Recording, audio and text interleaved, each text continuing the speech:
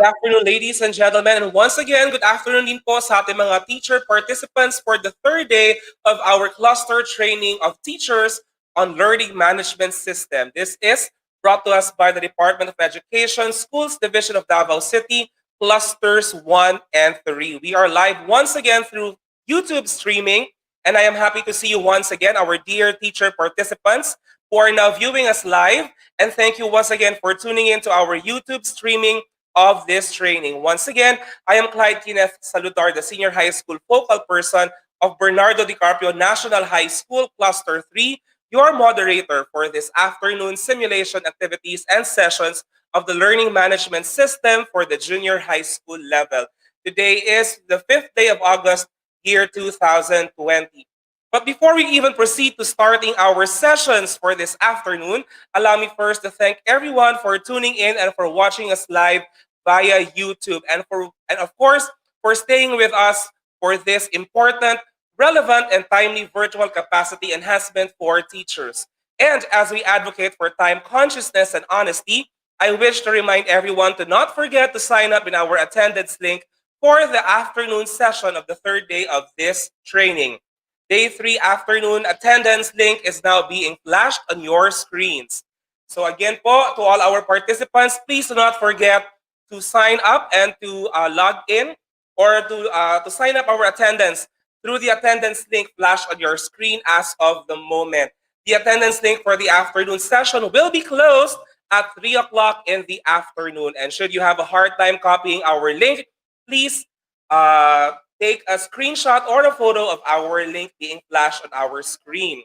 To everyone, please provide the necessary and required information asked in our attendance link.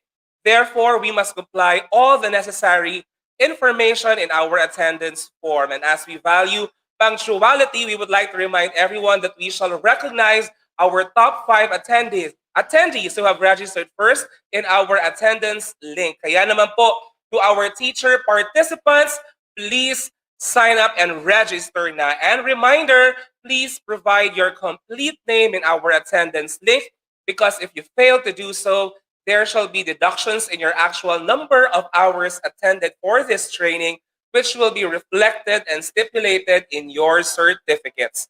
So I would like to remind everyone once again to fill out our attendance link and provide all necessary and required information from each and everyone.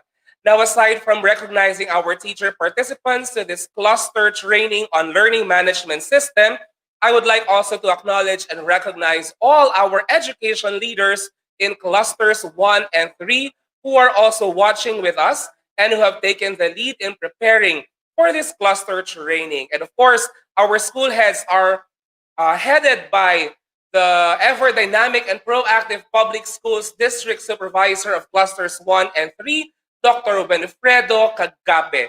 So once again, good afternoon to each and everyone.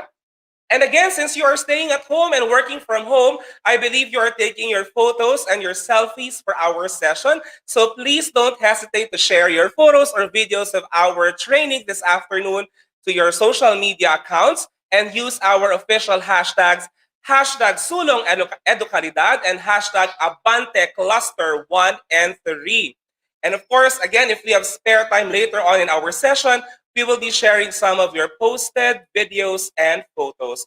Now, at this juncture, I'd like to acknowledge our in charge of today's management of learning. We have with us our school head of Bernardo DiCaprio National High School, Ma'am Maribeth V. Alcordo, together with her team. And as we listen to our nationalistic song and our energizer for this afternoon.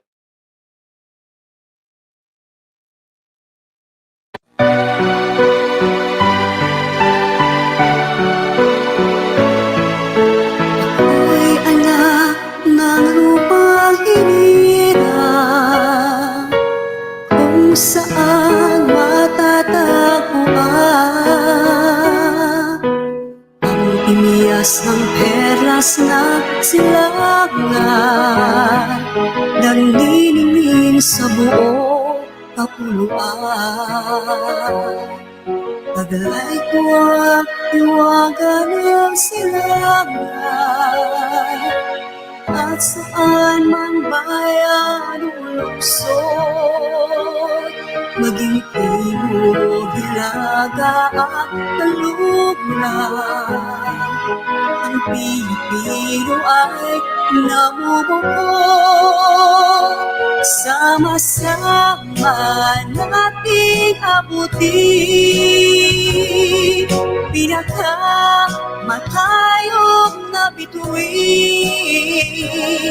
at ang aking tagumpay, tagumpay ng aking lahi, tagumpay ng aking lipi, ang tanging minimitit at hinahangad. Angat ko'y tagumpay natin lahat.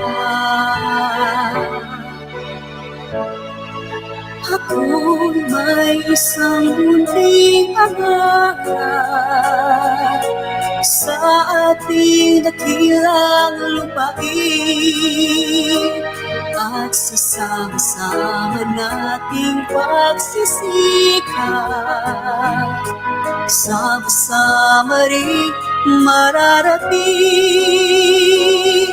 ang iba't ibang galaw, iisang patutunguhan. Dito isang araw, isang kapuluan,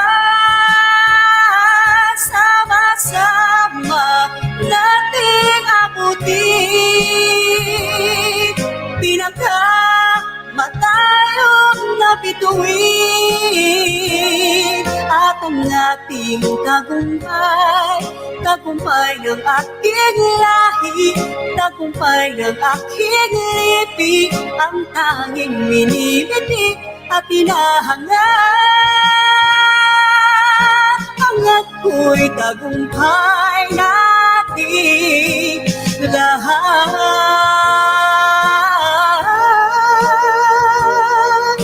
Angat ko'y tagumpay natin lahat.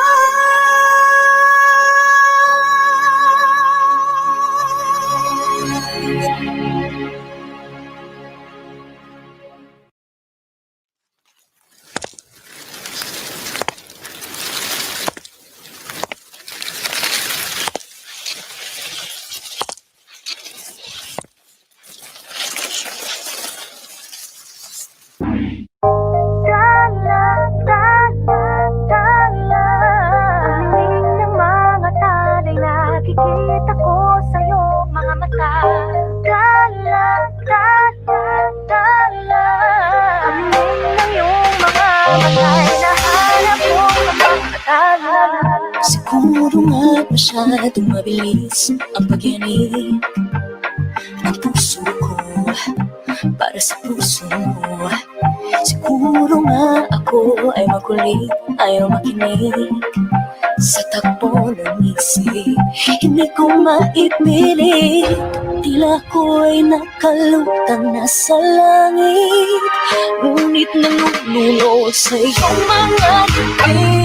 Ako hanggang dito lang tayo, hindi pababayaan ang daan, di nakakapiling ka. Kung umabot tayo hanggang dulo, hatid lang ng mahigpit, aabutin natin ang mga tala. Akala, akala, akala, ang dinig ng mga talay, nakikita ko sa'yo mga mata. Akala, akala, akala, ang dinig ng iyong mga batay, nahanap ko sa mga tala.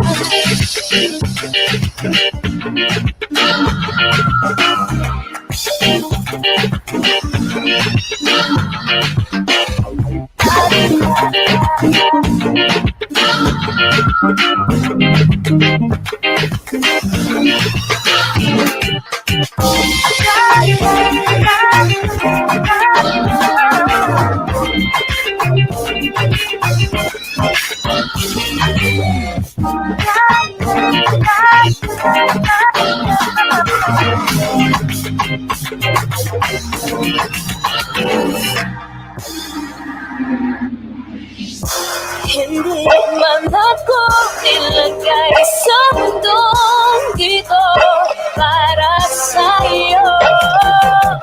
Para nakatingin ang buong daigdig, bakit ko'y yakap mo?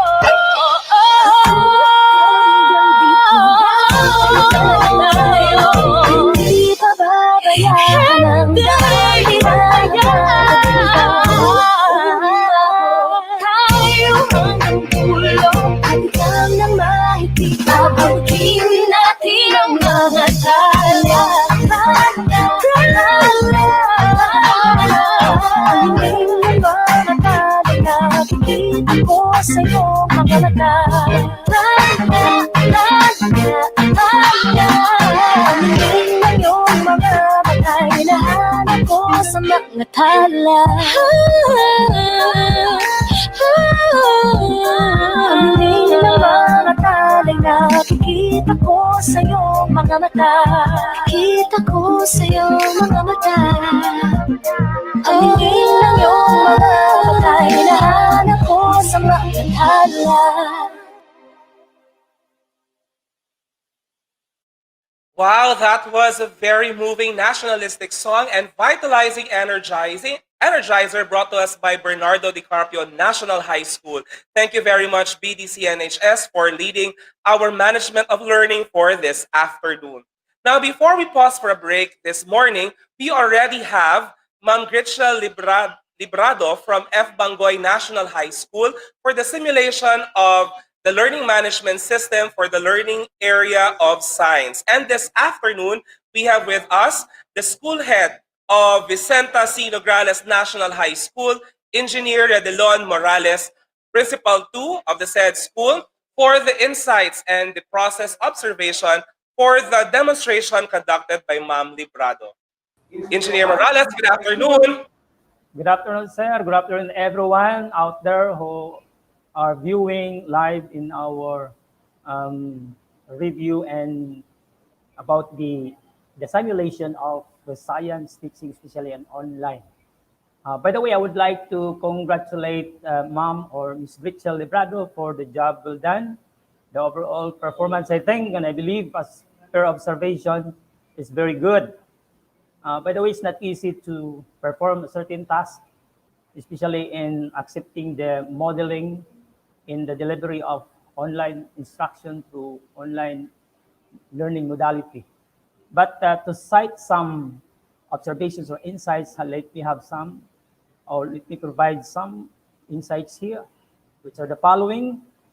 Number one, the teacher has provided the clear instruction at the start of the session to make it sure that everybody will be able to do the task that the teacher would like the students or learners to perform online.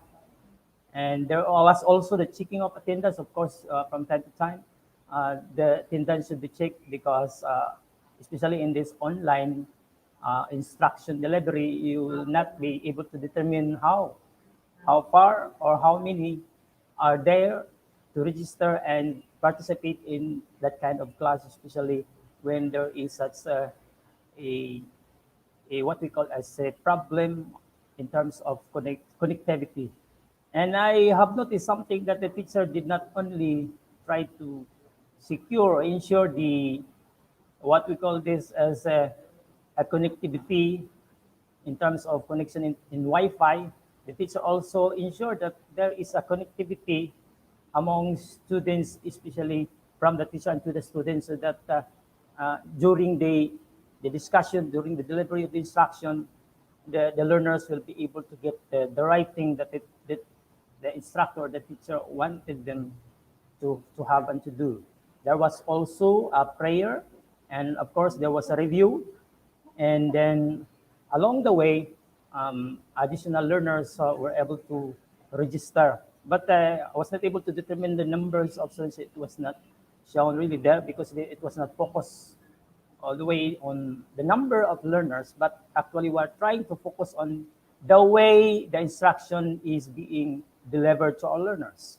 And then there was a reminder, and there were videos or presentations of some things as part or parts of the lessons for the learners to grasp in order for them to perform the later activities to be provided by the instructor. And then the objectives, of course, are shown by the instructor or the instructress or the teacher in order for them to have a guide or direction along the way as they try to proceed with their teaching learning situation. By the way, in times like this, in terms of teaching online, there are something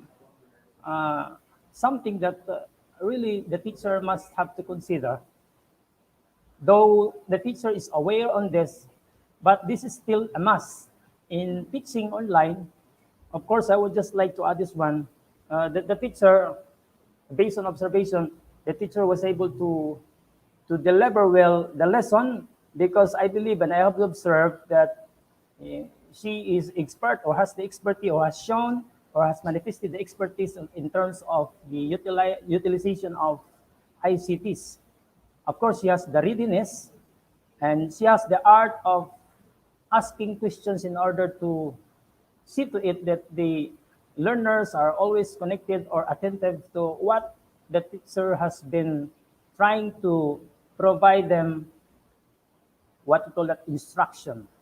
And she has also that positive attitude. Actually, I would like also to emphasize that these are some of the positive things that the teachers in teaching online must have: positive attitude, the commitment, the willingness and the passion, the diligence and the love for the children. If you have this, despite of all those things that we are so apprehensive, but still by God's grace, we will be able to pass through this and we will be able to deliver well the lesson. Well, there are so many things that beyond our control. But the most important thing is that the teacher should be ready enough, should be willing enough, should be passionate enough in order to deliver the lesson to the learners, which are or who are the end point, the purpose of why we are a teacher. Maybe, as I have observed also, there is no so much technical problems based on what has transpired this morning in the delivery of the online instruction. Unlike in the morning, there were some problems, especially in, I would just like touch a little bit, that the learners, there are some issues and concerns about the connection, but the teacher were able to proceed. Anyway, this kind of online delivery, it can be synchronous and asynchronous. If the learners will not be able to follow through during the given period, anyway, the students can still follow up after the lesson since it is already, it can be posted online through the YouTube. Okay? Maybe that's all, except there is some clarifications. Okay, so thank you very much, Engineer Redilon Morales, Principal 2 of Vicenta C. Nograles National High School, for your insights and, of course, for sharing your observations in the simulation activity or session by Ma'am Gritchel Librado of F. Bangoy National High School. Now, for those of you who have questions, we'll be entertaining them later on during our open forum, but please do post your questions on our Padlet link shown right now on your screen. So once again, if you have questions, recommendations, or suggestions, you are requested to post them on our Padlet link flashed on our screens right now. So once again, good afternoon po, and thank you once again to our 643 viewers or live viewers for our Day 3 of cluster training on learning management system. Now, I'd like to acknowledge first, before we proceed, Ma'am Sharon Basadre of Bernardo Di Carpio National High School for that heartwarming and moving Makabayan song earlier. And thank you as well to the teachers who took part in our Energizer for this afternoon. Now, at this juncture, we are ready, and I know you are all excited to know who our top 5 watch advocates are, and our top 1 watch advocate for this morning or the Day 3 morning session will receive a Globe Home prepaid Wi-Fi kit, of course, brought to us by the school heads of clusters 1 and 3. Thank you very much for your generosity.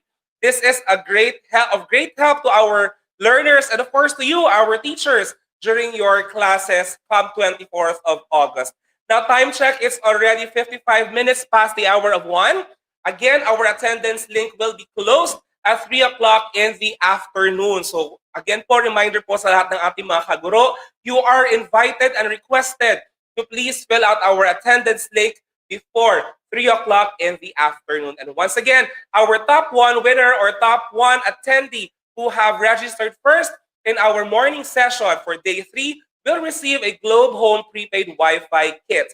Our ranks 2 to 5 will receive their prepaid loads or load cards courtesy of our school heads and Bernardo Di Carpio National High School. And to do the honor of awarding our top 5 watch advocates, here's the school head of Bernardo Di Carpio National High School, Ma'am Maribeth V. Alcordo. Good afternoon, ma'am. Good afternoon, Clyde, and good afternoon to all our participants of clusters 1 and 3 rather.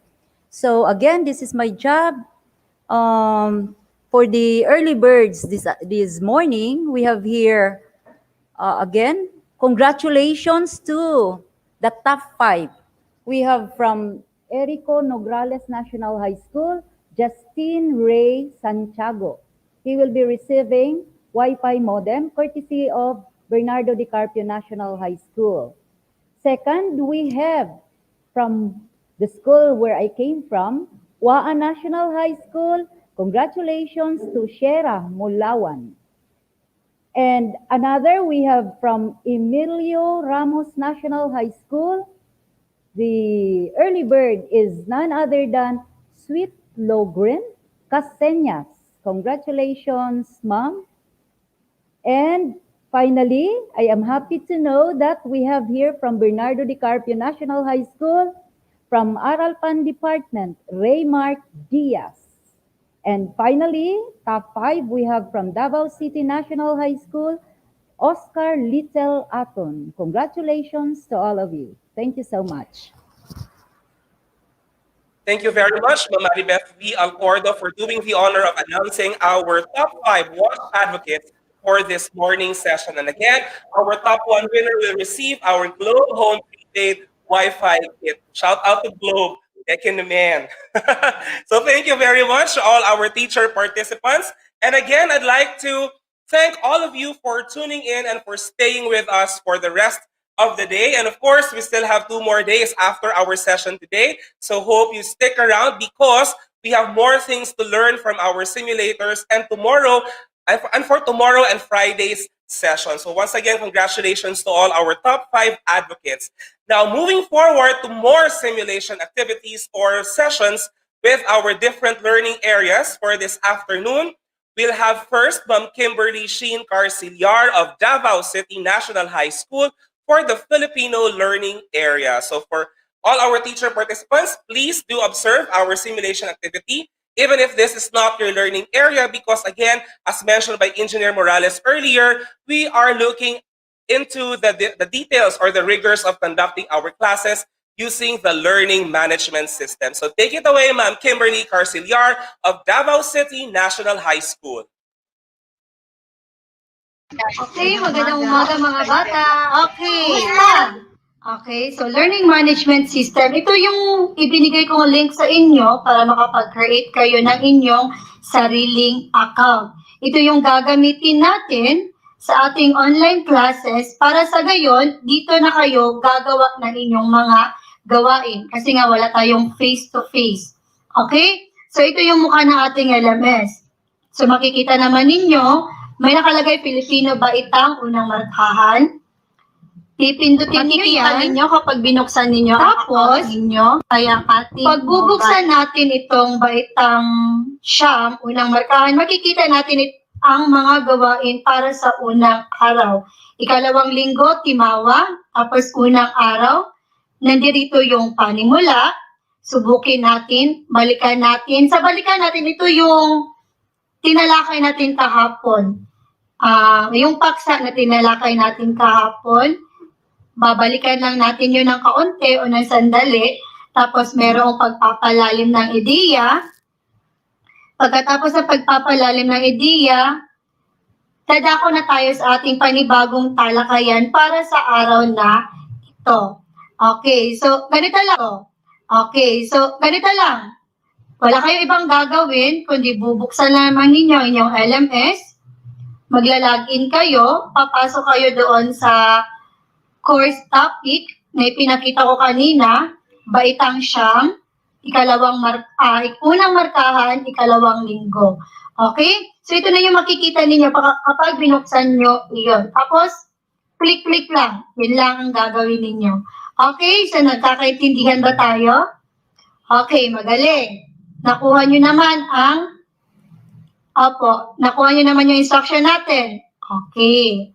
Okay, so mabuti. Ngayon, bibigyan ko kayo ng siguro mga 10 minuto para gawin ang gawain sa panimula hanggang sa balik-aral.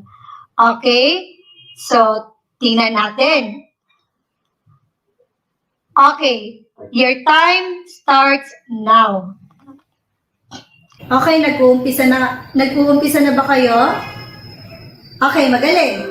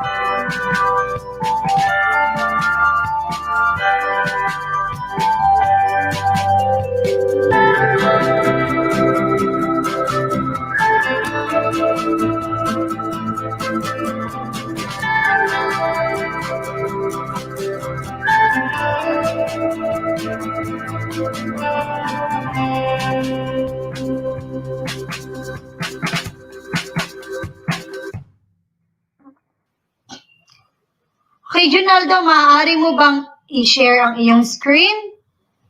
Okay, magaling. Okay.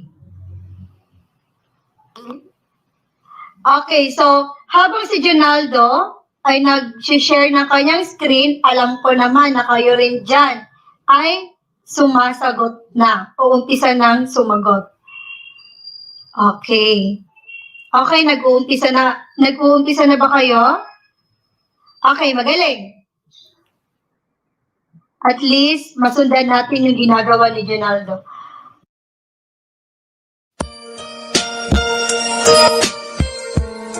Yeah, Lil Cody, Round 1, 187 production.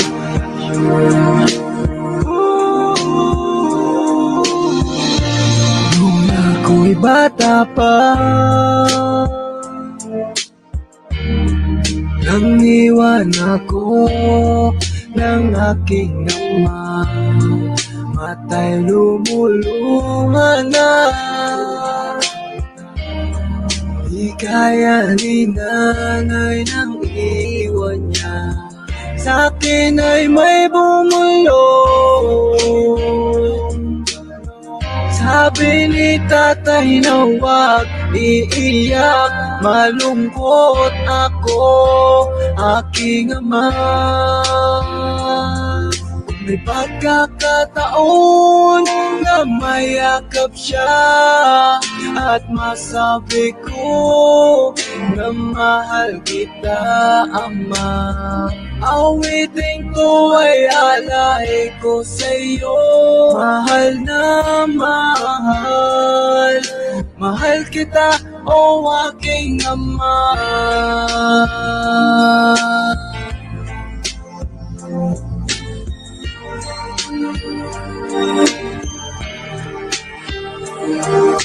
Ako at si nanay, iniisip ka.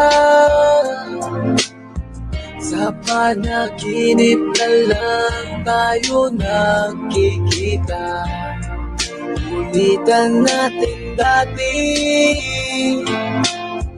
mga alaala mo nung kasama ka. Haplos na galing sa'yo, mga payo na tinuro mo, di malilimutan aking ama. May pagkakataon na mayakap siya at masabi ko na mahal kita, ama. Awitin ko ay alay ko sa'yo, mahal na mahal. Mahal kita, o aking ama. Gumuho ang pangako, pangarap ay napako. Hindi rin madali na kalungkutan ay itago. Lahat naman ng bagay ay merong katapusan, at meron kang pagsubok na kailangan lagpasan. Ang makasama ka, binuhay mo ko ay bigay ng Diyos. Alaala na iniwan mo ay di magtatapos. Dahil may isang awitin na likha ng iyong anak, at meron kang isang anak, pangakong di naiiyak. Pangakong di naiiyak, pangakong di naiiyak.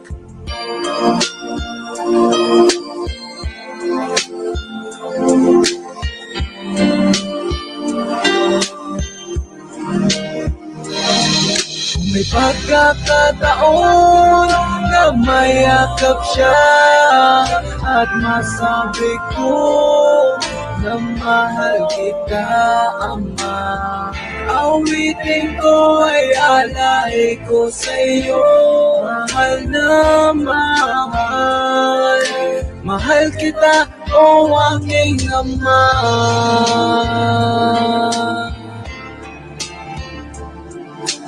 Every night I fall asleep, this is all I ever dream.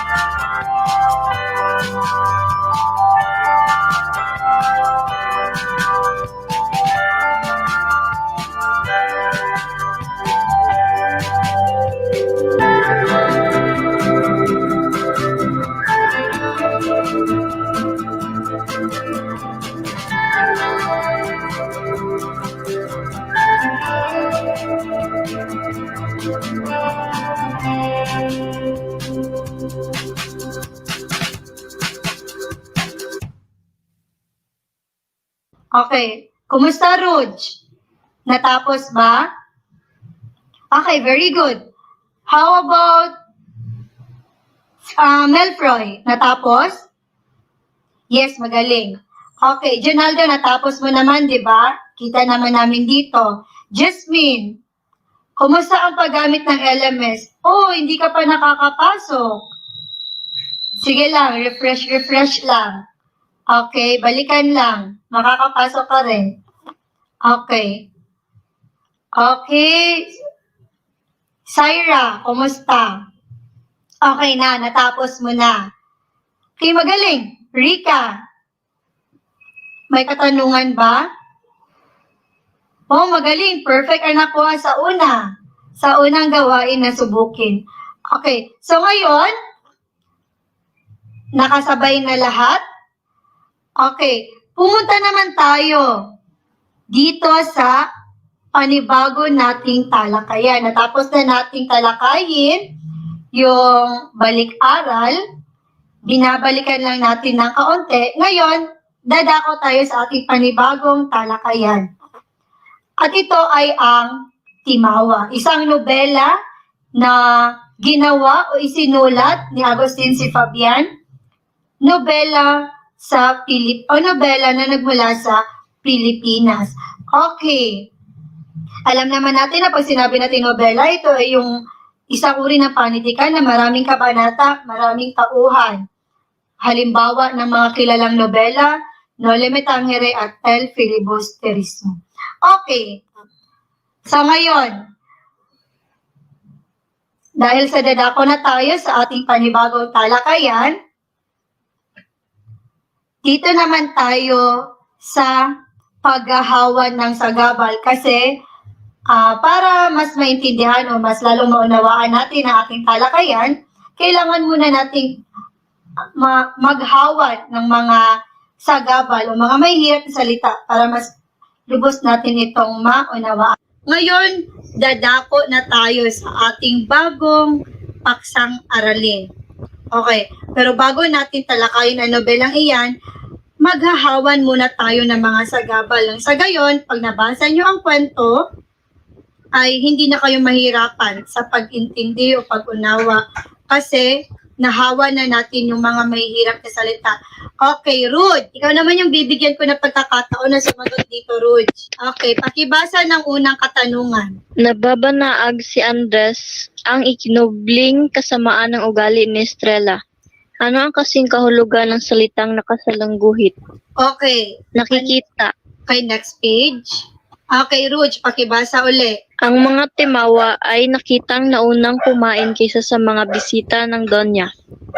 Okay, ano ang kasing kahulugan ng salitang nakasalungguhit? At ito ay ang timawa. Ano sa tingin mo ang salitang timawa? Mahirap po. Okay. Okay, pangatlo. Nagkahuntahan ang mga magkakaibigan tungkol sa kanilang buhay. Nagkahuntahan. Nagkwentuhan po. Okay. Next page. Si Alice ay may lihim na pagtatangi kay Andres dahil napakabuti nito. Pagkahanga po. Okay, Ruth. Pakibasa. Okay. Natapos na. Next page. Okay. Melfroy, pakishare nga ng iyong slide sa paghahawa ng sagabal. Okay. Sana ganito palagi, no? Yung internet connection natin malakas para tuloy-tuloy yung daloy ng ating klase. Okay. How about you, Rita? Pakishare nga ng screen. Okay, very good. Nakakasunod talaga kayo. Hindi ba madali lamang gamitin? Okay. Okay, time's up. O, ano score mo, Syra? Pakishare nga ng screen mo. Wow, very good. 5/5. Okay, magaling. Okay, ngayon, dadako naman tayo sa susunod na gawain. Dito, mababasa, malalaman, mauunawaan ninyo kung bakit ba pinamagatan itong Timawa. Bakit tinawag na Timawa ang nobelang ito? Okay, pakibuksan nga ang video. Again, Gerald, pakishare ng screen para makita ng inyong mga kaklase. At yung iba naman, pakisundan kung nasaan na tayo.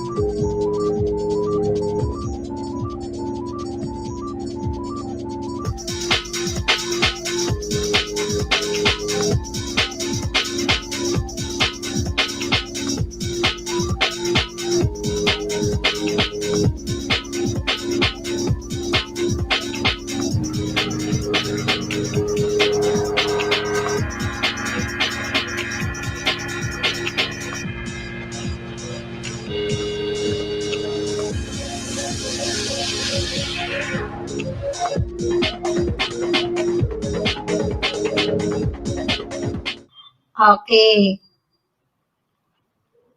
Okay, magaling. Okay.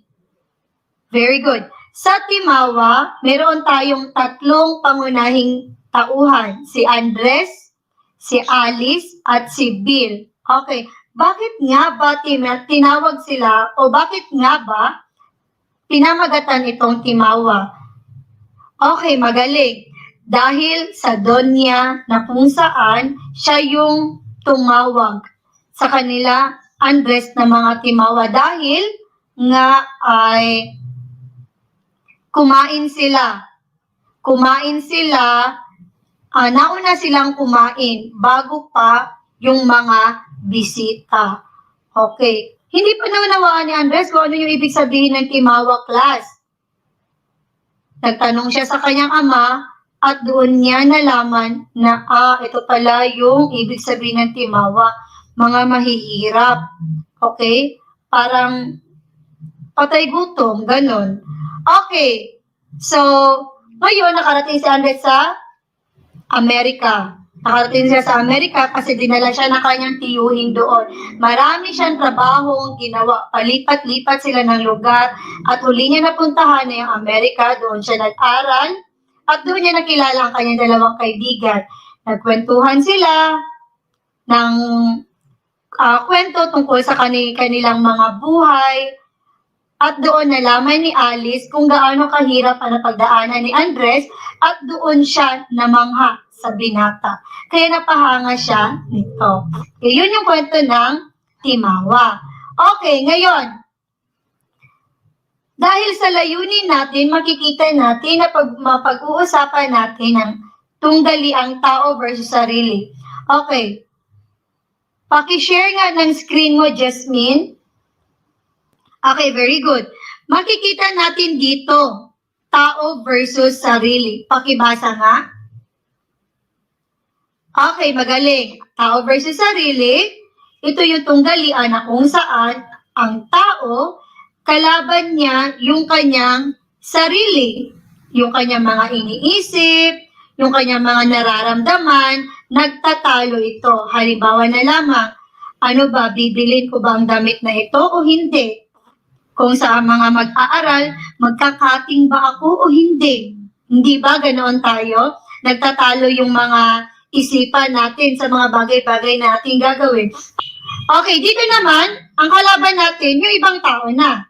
Maaaring kapatid natin, maaaring magulang natin, pag pinapagalitan tayo, tatay, nanay, mga kaibigan natin, kapag medyo nagkakaroon tayo ng tampuhan.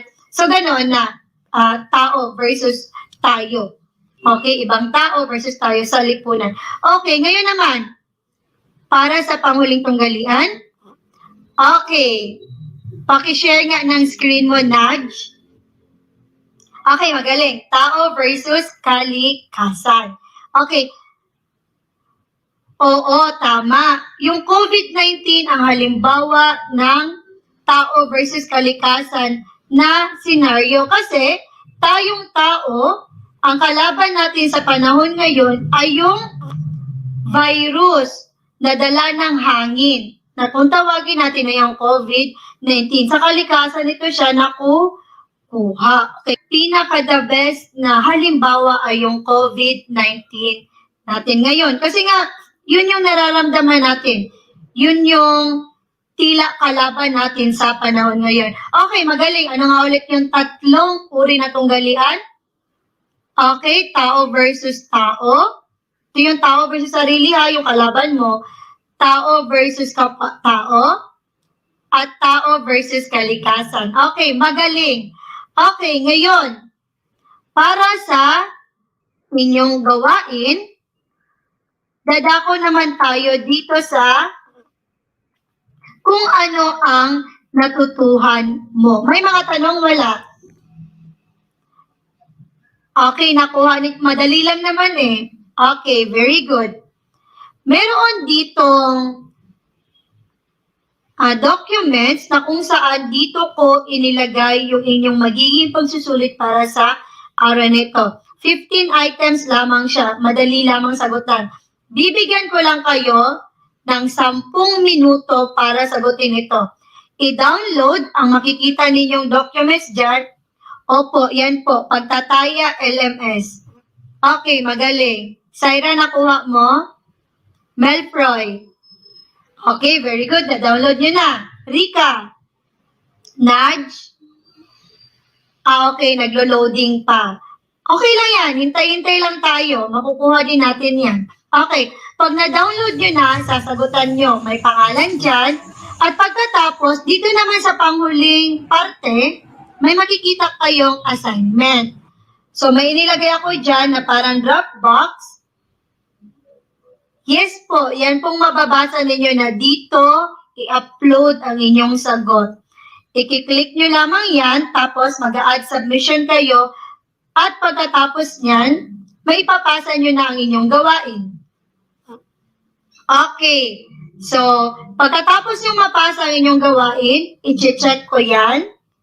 Titingnan ko kung sino yung mga nakapagpasa na. Yung mga hindi pa naman nakapagpasa, okay lang, maghihintay ako hanggang siguro ngayong araw lang, kasi ngayong araw lang talaga itong paksang ito. Okay. So, your timer, 10 minutes na ibibigay ko sa inyo. Pagkatapos niyan, kung malakas ang connection, siguro makakapasa kayo agad-agad.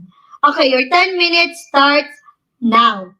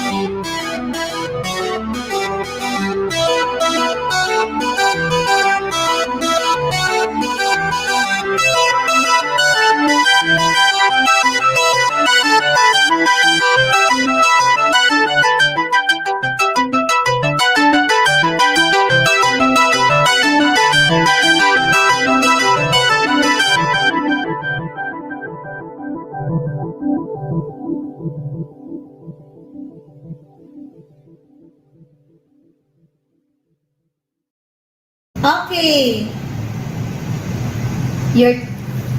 Okay, time's up. Tapos na? Sino pang hindi pa tapos? Okay, Syra, time's up. Time's up na. Okay, magaling. So, pakisabihan na lamang si Chad kung ano yung ginawa natin ngayon, yun din yung gagawin niya sa kanila kasi nga hindi talaga siya makapasok dahil sa kanyang connection. Ngayon naman, i-check ko kung meron nang nakapagpasa sa inyo. Ayun, may dalawang mag-aaral na nakapag-sumite ng kanilang gawain. Okay. So yung iba, hihintayin ko na lamang ang inyo. Hintayin ko na lamang yung isusumitin ninyo. May mga katanungan ba? Wala na. Okay, nakuha ba ang ating talakayan sa araw na ito? Okay, so again, ano nga ulit ang timawa? Opo, ito po yung taong mahihirap.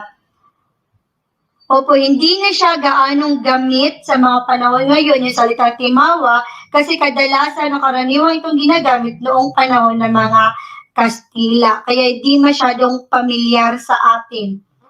Kasi yung ginagamit natin mahirap, ganoon. Okay. Okay po. Okay. Sino nga ulit yung pangunahing tauhan? Si Andres, yung nagsumikap sa buhay, nagsumikap sa Amerika upang makapagtrabaho. Okay, very good. Okay, kung wala nang katanungan, pwede nang lumabas sa ating Google Meet. Maraming salamat mga bata. Magkita-kita tayo ulit bukas. Paalam at magandang araw.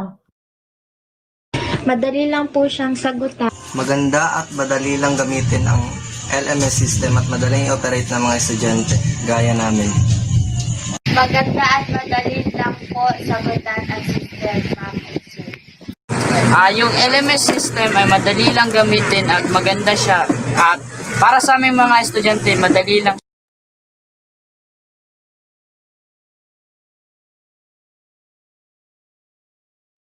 Alright, maraming salamat po, Binibining Kimberly Sheen Carciliar ng Davao City National High School para sa iyong kunwa o simulation ng Learning Management System para sa asignaturang Filipino. Napakagandang presentasyon ni Binibining Carciliar. Ngayon naman po ay makakasama natin ang punong guro ng Leon Garcia National High School. Walang iba kundi si Ma'am Shirley Elizabeth Jacobe para naman po sa kanyang reaction tungkol sa ginawang kunwa o simulation ng ating kasamahang guro sa Davao City National High School na si Binibining Kimberly Carciliar. Magandang hapon po, Ma'am Jacobe. Magandang hapon, sir. Okay. Congratulations, no?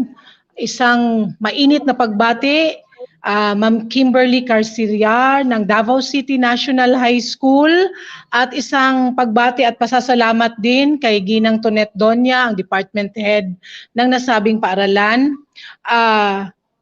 Ang hamon na maitawid ang proseso ng pagtuturo at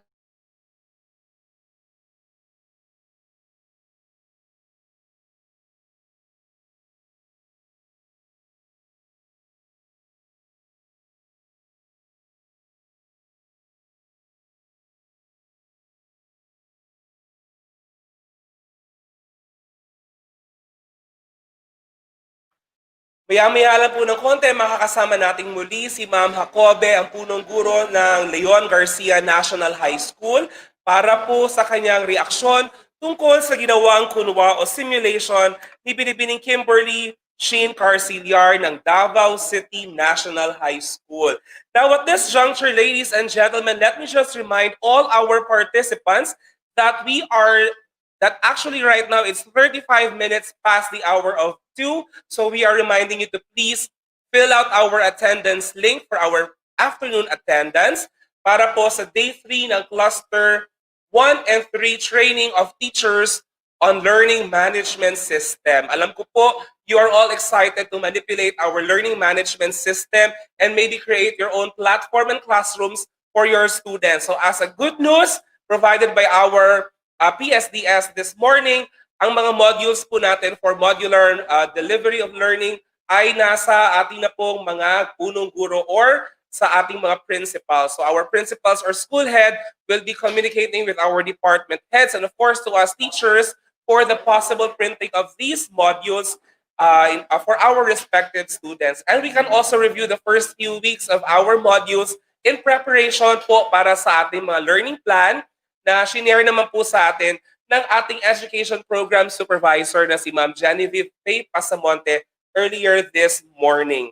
So again po, thank you very much. While waiting for our connection to be back with Ma'am Shirley Acobe, I'd like to do a shout out to Ma'am Ruth Bakyal, Master Teacher of F. Bangoy National High School. Hi po Ma'am Ruth Bakyal, thank you po for your greetings. Maraming salamat po. Now at this juncture, makakasama po natin uli si Ma'am Shirley Elizabeth Acobe, ang punong guro ng Leon Garcia National High School, para po sa kanyang reaksyon sa ginawang kulwa o simulation ng ating kasamahan na si Ma'am Kimberly Sheen Carcillar ng Davao City National High School. Ma'am, take it away Salamat po. uli, Sir Clyde. Again, gusto kong batiin si Ma'am Kimberly Carcillar, isang guro sa Davao City National High School. Mabuhay. Ang hamon na maituwid ang proseso ng pagtuturo at pagkatuto ay talagang nagampanan ni Ma'am Kim or Ma'am Kimberly. Makikita natin dito na pinaghandaan ang pakitang turo gamit ang ating LMS or Learning Management System. Importante na magbigay puna ang isang guro kapag nagtuturo. So, bigyan ng puna at papuri ang iyong mga mag-aaral habang sila ay sumasagot sa iyong activity or gawain. Kapansin-pansin na naging localized si Ma'am, ginamit ang sariling atin, bagamat ang nandoon sa kanyang video clips ay pangbanyaga, pero kaya nga naging local, nag-go for local si Ma'am. Maganda yun. Itinawid ang isang makatotohanang kaganapan sa kasalukuyan. Ito yung ang pagtawag ng timawa na namana natin sa mga Kastila at bagamat sa isang walang muwang na katauhan ni Andres, napakita doon ni Ma'am na talaga namang naintindihan ng mga bata dahil nga sa kanilang mga sagot at unti-unting hinimay-himay ni Ma'am Kim, kung bakit nagkaganon, bakit may konseptong ganon. Kasi ito yung tinatawag nating kaalamang pangkultural at ating kasanayan ito, nakita natin na ang pagganap ni Andres bilang isang inosenteng tao na talagang humuhubad sa kamalayang pangkultural. Tawagin ka ba naman na timawa, di ba? So ang ating mga kabataan ngayon ay talagang particular sa ganitong mga komento. So kaya nga maari niya itong maitawid tulad ng bullying sa ngayon, di ba? So maganda yun, Ma'am. Ang konsepto ng isang amo at tagapagsilbi, yan. Kasi hindi natin dapat i-underestimate ang ating mga kabataan. Alam na alam nila yan, mas marunong pa yan sila sa atin.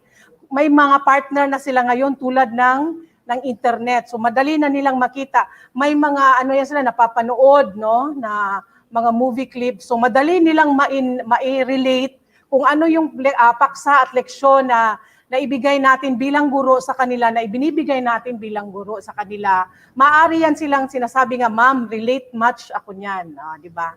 So, uulitin ko, pumukaw ng kamalayang kultural ang nagiging paksa ni Ma'am, Tapos,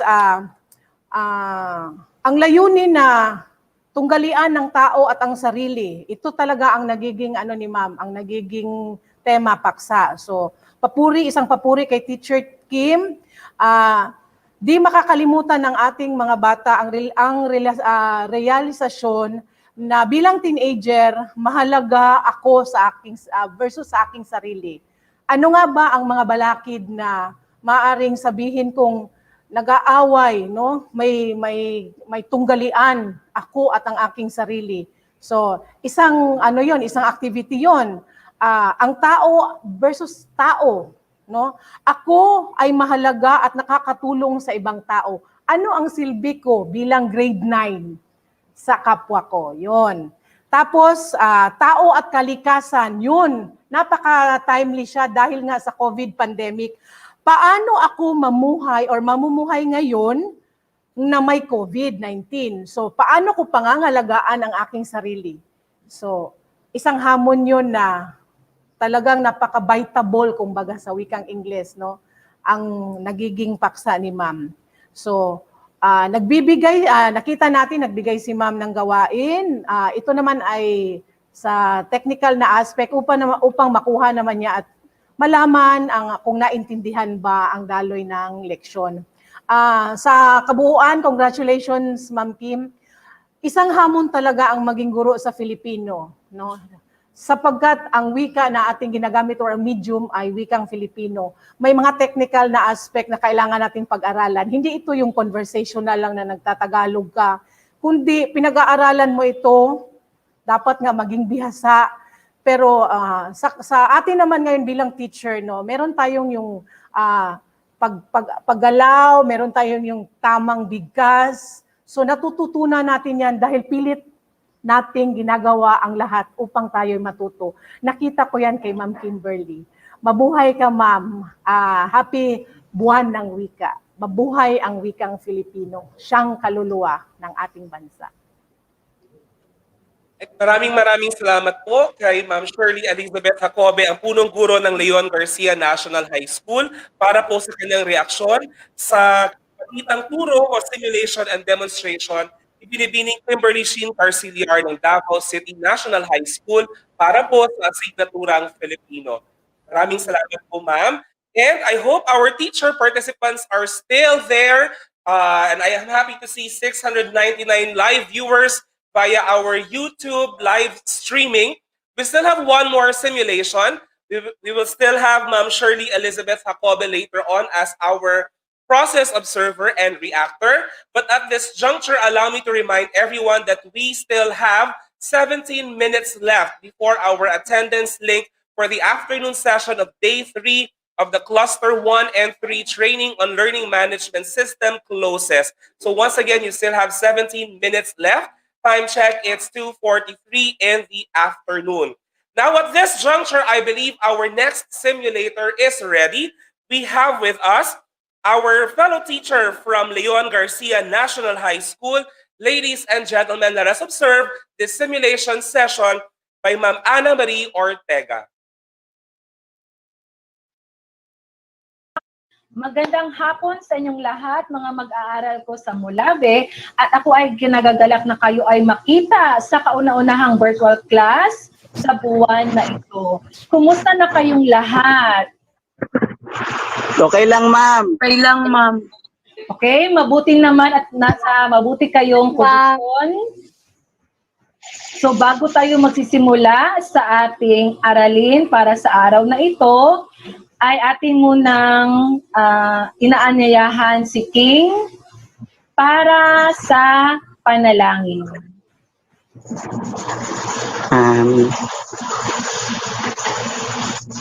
In the name of the Father, the Son, the Holy Spirit. Amen. Lord, we thank you for this evening, and also we ask for your wisdom and knowledge to be upon us, beginning with the tackle that we are going to share, and also help us, oh Lord, to gain more knowledge about sa amuang tambong karon, Lord, and ikaw mag-atag og blessing sa matag usa, and salamat sa pag-guide ka namo, Lord. Thank you, God. In Jesus' name, amen. Okay, so maraming salamat, King. So bago tayo dadako sa ating aralin, ay nanyayan po muna si Joyce na basahin ang mga alituntunin sa virtual class. Joyce? Alituntunin ng virtual class.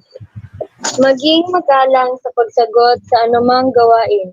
Pangalawa, buksan ang webcam sa lahat ng oras.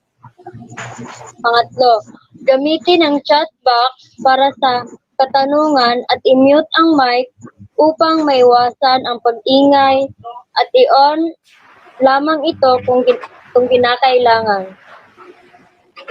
Okay, so malinaw ba at walang katanungan sa ating alintuntunin sa virtual class? Yes, ma'am. Yes, ma'am. So maraming salamat. At okay, Joyce, pakibasa ulit sa layunin. Ang mga sumusunod na layunin ay nararapat mong maisagawa pagkatapos mong mabasa at masagutan ang mga gawain sa module na ito. Una, naipaliliwanag ang kahulugan ng economics. Pangalawa, nasusuri ang mga mahahalagang konsepto ng economics. At pangatlo, naipaliliwanag ang kahalagahan ng economics sa pang-araw-araw. Okay, so maraming salamat, Joyce. At alam ko na kayo ay handang-handa na sa ating unang aralin para sa taon na ito. At kung handa na, gusto kong marinig ng 3 palakpak mula sa inyo. Okay, so maraming salamat. So ibig sabihin, handa na kayo para sa ating unang virtual class. Let me share first my screen para alam nyo kung saan kayo pupunta sa tinatawag nating Learning Management System.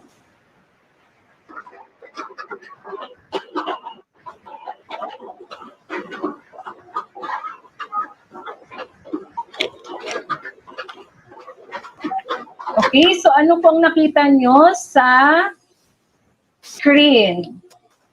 Anyone who can answer? Ma'am. Ako, ma'am. Lahat ba ay nakakita na sa Learning Management System sa kanilang screen? Yes, ma'am. Okay, mabuti. Yes, ma'am.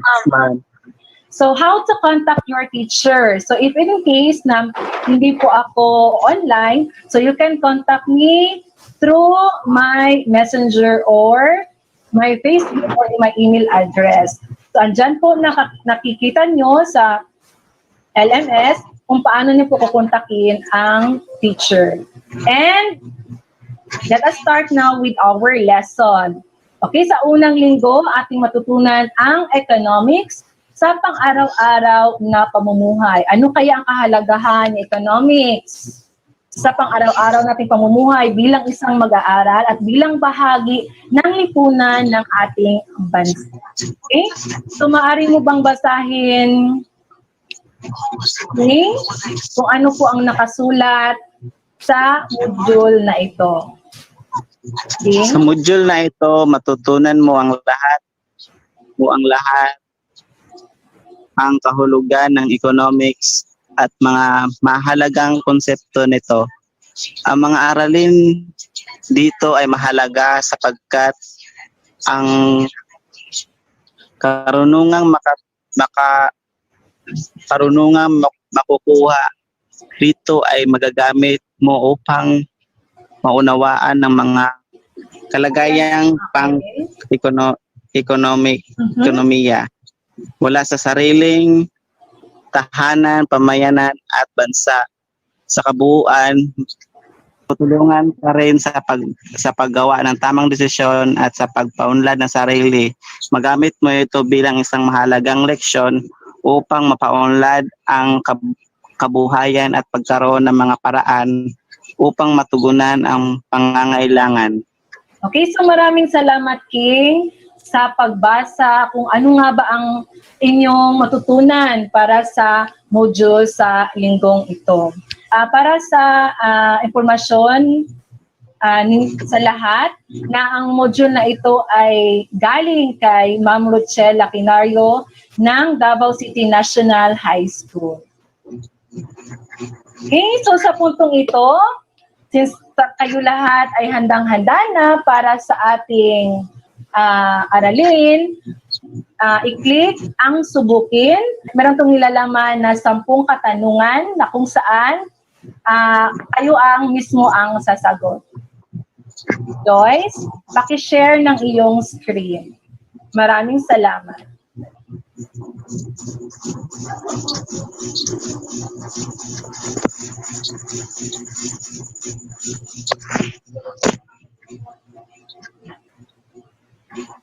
So habang sinishare po ni Joyce ang kanyang screen, meron lang akong katanungan kung kayo ba ay busog na lahat. Yes, ma'am. Okay, mabuti, ma'am. At marami kayong maisasagot sa ating aralin na ito.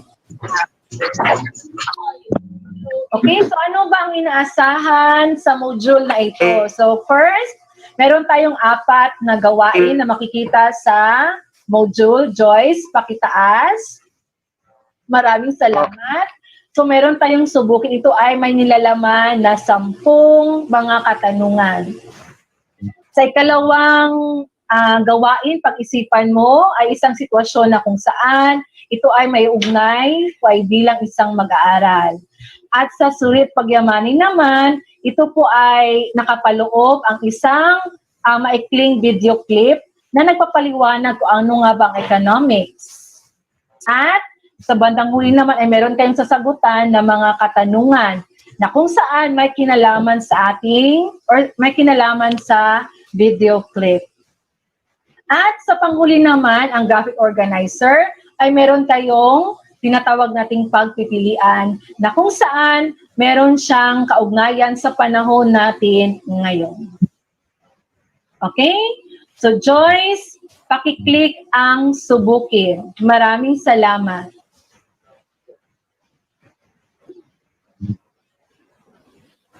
Okay, so tayo ay magsisimula na sa pinakaunang katanungan. Michael, pakibasa ang katanungan at ang mga choices. Maraming salamat. Alin sa sumusunod na mga sitwasyon ang nagsasaad sa kahulugan ng economics? A.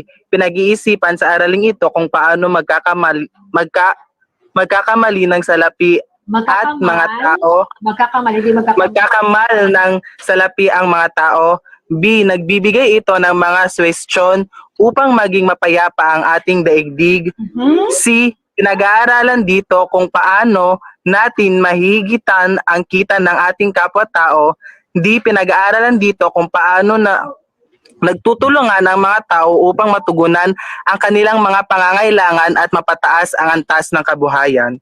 Ang napili ko pong sagot ay ang letrang D, which is pinag-aaralan dito kung paano nagtutulungan ang mga tao upang matugunan ang kanilang mga pangangailangan at mapataas ang antas ng kabuhayan. Okay, napakahusay, Michael. Okay, sa pangalawang katanungan naman ay aking inaanyayahan ng isa sa maganda kung mag-aaral sa Molave, Leia. Alin sa sumusunod na pahayag ang nagpapakita sa paglalapat sa konsepto ng economics? A. Si Liza ay nag-panic buying ng mga damit at sapatos dahil may 70% off na paborito niyang boutique shop. B.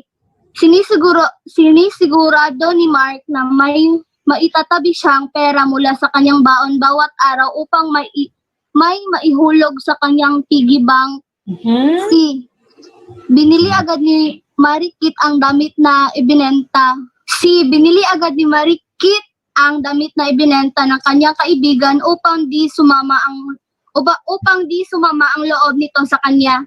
D. Sa tuwing inaanyayahan si Luis ng kanyang mga kaibigan na lumiban sa klase upang mainuman, di ito nagdadalawang isip na sumama. Okay, so ano kaya ang tamang sagot sa tingin mo, Leia? Para sa akin po, ang sagot ko ay letrang B. Sinisigurado ni Mark na may maitatabi siyang pera mula sa kanyang baon bawat araw upang maihulog sa kanyang piggy bank. Okay, so bang napakahusay, ang gagaling na aking mga mag-aaral sa Molave. Okay, so let's go now to question number 3. King, okay, so pakibasa, King. Number 3, bilang isang mag-aaral, bakit kailangan alamin ang opportunity cost ng bawat desisyon na kanyang gagawin? A. Upang masigurado na hindi siya maluloko. B. Upang makuha ang mga bagay na gustong-gusto niya. C. Upang matiyak ang kasiyahang matatamo ng bawat desisyong ginawa. Letter D. Upang masigurado ang malaking kapakinabangan sa ginawang desisyon. Okay, so what is your answer now, King? Ano ma'am? Letter C, ma'am. Okay. So, ang yung sagot ay letter C. Yes, ma'am. Okay, so let's go now to question number 4 to be answered by Angel. Question number 4 rather, sorry. 4. Ang pangunahing suliranin ng tao na tinutugunan ng economics ay A. Labis na dami ng pinagkukunang yaman ng lipunan at kakaunting pangangailangan at gustuhan. B. Kakapusan ng mga pinagkukunang yaman ng lipunan at dumaraming mga pangangailangan at hilig ng tao. C. Pagsugpo sa paglaki ng populasyon sa daigdig. D. Pagpapalam ng kaalaman sa teknolohiya. B, ma'am. Okay, letter B, kakapusan. Okay, so magaling, Angel. Next, let's go now to question number 5. May I ask, Kurt Mariano, isa sa mga artist ng ating section, maaari mo bang sagutan ang question number 5? Number 5. Ito ang pamamaraan o mekanismo ng pamamahagi ng mga pinagkukunang yaman sa iba't ibang paraan upang tugunan ang mga pangangailangan ng mga tao sa lipunan. A. Production. B. Invention. C. Allocation. At D. Calculation. So what is your answer, Kurt? A. Ma'am, production. Okay, ito ang pamamaraan o mekanismo ng pamamahagi ng mga pinagkukunang yaman. Okay, so ang iyong sagot ay production. Okay, let us try to find out later. Next, JM, pakisagutan ay kaaning na katanungan. Number 6. Alin ang hindi kabilang sa mga pangunahing katanungang pang-ekonomiya? A. Para kanino ang mga lilikhaing produkto at serbisyo? B. Ano ang mga produkto at serbisyong kailangang gawin? C. Paano lilikhain ang mga kailangang produkto at serbisyo? D. Paano titipirin ang mga sangkap sa paggawa ng produkto? Okay, so ano kaya sa tingin mo ang tamang sagot? Ang answer ko, ma'am, is letter C.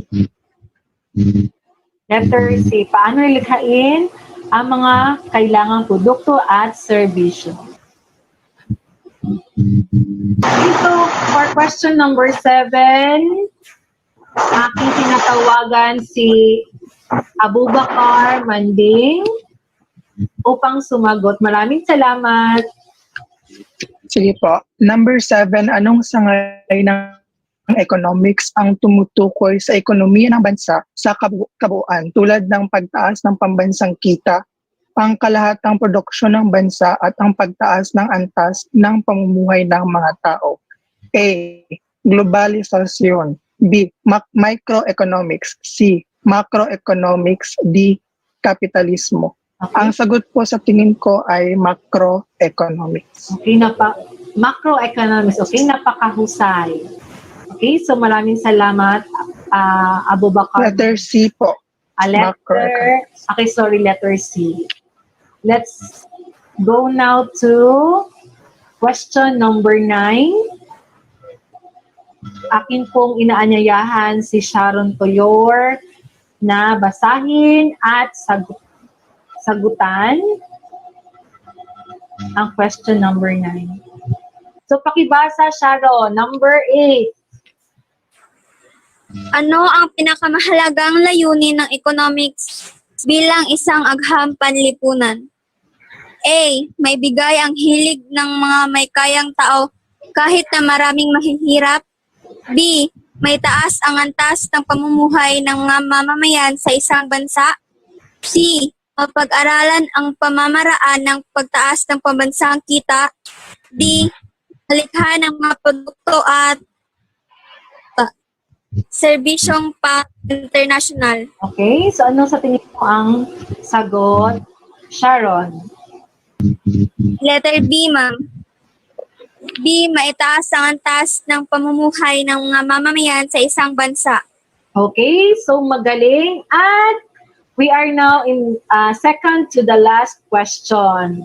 Okay, JM, pakisagutan ang katanungan. Number 9. Alin sa sumusunod na sitwasyon ang nagpapakita ng paglalapat ng kahulugan ng economics? A. Lumiban si Cathy sa klase upang tapusin ang kanyang mga proyekto. B. Tinipid ni Jose ang kanyang baon upang may magamit pa siya kinabukasan. C. Taimtim na nanalangin si Alvin sa may kapal upang makapasa sa kanyang pagsusulit. D. Inunan ni Jessa ang pag-Facebook kaysa paggawa ng kanyang mga gawain sa signaturang Araling Panlipunan. Letter B. Pakibasa. Letter B. Tinipid ni Jose ang kanyang baon upang may magamit pa siya kinabukasan. Okay, so magaling, JM. And we will answer the last question for this activity. May I request Maria Cassandra na maaari mong sagutan ang panghuling katanungan. Yes, ma'am. Number 10. Makatutulong ba ang pag-aaral ng economics sa kaunlaran ng isang bansa? Letter A. Oo, dahil natutunan dito ang iba't ibang pamamaraan kung paano maisasagawa ang wastong pamamahagi ng mga pinagkukunang yaman ng bansa. Letter B. Oo, upang magkaroon ng kaalaman sa mga mahahalagang kaganapan sa nakaraan na siyang magiging gabay tungo sa kinabukasan. Letter C. Hindi, dahil kaugnayan ito sa pisikal na katangian ng isang lugar sa pamumuhay ng mga tao. Letter D. Hindi, sapagkat walang kahalagahan ito sa kultura at ang paraan ng pamumuhay ng tao. Letter B. Upang pakibasa. Letter B. Oo, upang magkaroon ng kaalaman sa mga mahalagang kaganapan sa nakaraan na siyang magiging gabay sa tungo sa kinabukasan. Okay, so maraming salamat sa pagsagot sa ating pre-test sa araw na ito. At you just only click finish attempt, and then after that one, you will find out your scores. Okay, so dyan nyo malalaman kung ang yung mga sagot kanina ay tama o mali. Okay? So maraming salamat mag-aaral sa pagsagot at sa puntong ito ay tayo po ay dadako sa tinatawag nating pag-isipan mo. Kanina ay aking tinalakay kung ano nga ba ang sitwasyon na nakapaloob sa gawain na ito. At sinasabi ko nga, kayo po ay makakarelate kasi nga ito po ay may kaugnayan bilang isang mag-aaral. Okay, so dyan makikita lahat ang mga sagot na inyong sagot kanina. Okay, so let's go now to our second activity. So ngayon ay andito na po tayo sa pag-isipan mo. Kasi pag-isipan mo, meron kang desisyon na gagawin na batay sa iyong napili. King, basahin mo muna ang panuto. Basahin at unawain ang sitwasyong nasa ibaba. Pagkatapos mong mabasa ito, sumulat ng isang maikling sanaysay na nagpapaliwanag ng iyong paghihinuwa sa kung anong pagpapasya ang iyong gagawin kung ikaw ay nasa katayuan ni Alex. Okay, so maraming salamat sa pagbasa, King. So sinasabi dito na meron siyang 200 piso na baon tuwing linggo. Okay? So, sabi nga sa module na ito, kung ikaw ang nasa katayuan ni Alex, ano ang iyong gagawin upang pagkasyahin ang iyong mga pera o baon? at ano-anong mga bagay ang una mong pagtutuunan ng pansin at bakit ito ang mga bagay na nais mong tutunan. Okay, Cassandra? Kasya ba ang 200 pesos sa isang ito? Opo, kasya. Okay, paano mo siya gagastusin?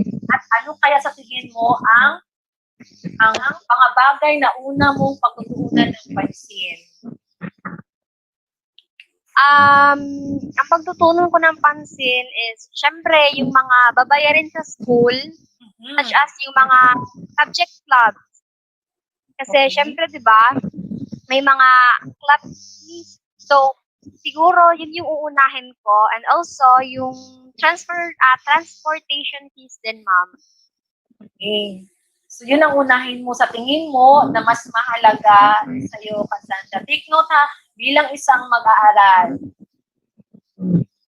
Okay. Last one. Abubakar Manjay, maaari ko bang malaman ang iyong opinion? Kung ikaw si Alex. Okay, so ano? Sige po, ma'am. Okay. So, si Alex po, ma'am, meron siyang 200 para sa Lunes hanggang Biyernes. So, bale, meron siyang 40 piso kada araw. So, ang unahin ko ang pamasahe muna. Aalamin ko kung magkano ang gagastusin ko para makapunta at makauwi mula sa paaralan. Pagkatapos, kung ang pagkain po, importante rin ko sa pag-aaral ang pagkain. So, hanggat maaari, titipirin ko po yung pera para sa pagkain. Tapos po, ang bibigay din po ako ng ilang piso para sa mga proyekto sa paaralan. Okay, so it means na babudgetin mo ang pera kada araw, Abubakar, para ito ay magkasya. Okay, magaling. So, ibig sabihin, marunong kayong mag-budget, marunong kayong pagkasyahin ang pera at alam nyo kung ano ang mas uunahin. Okay, mga mag-aaral. At sa puntong ito, nalaman natin na sa pag-aaral ng economics, ibig sabihin, mahalaga ang pagpapasya kung ano ang mas uunahin natin. Okay. So this time, sa puntong ito, tayo po ay pupunta dadako sa ating pangatlong gawain na kung saan, sinasabi ko nga kanina, kayo po ay manunood ng isang short video clip na nagpapaliwanag kung ano nga ba ang kahalagahan ni economics sa pang-araw-araw nating pamumuhay. Okay, so tayo ngayon ay dadako sa suriin at pagyamanin.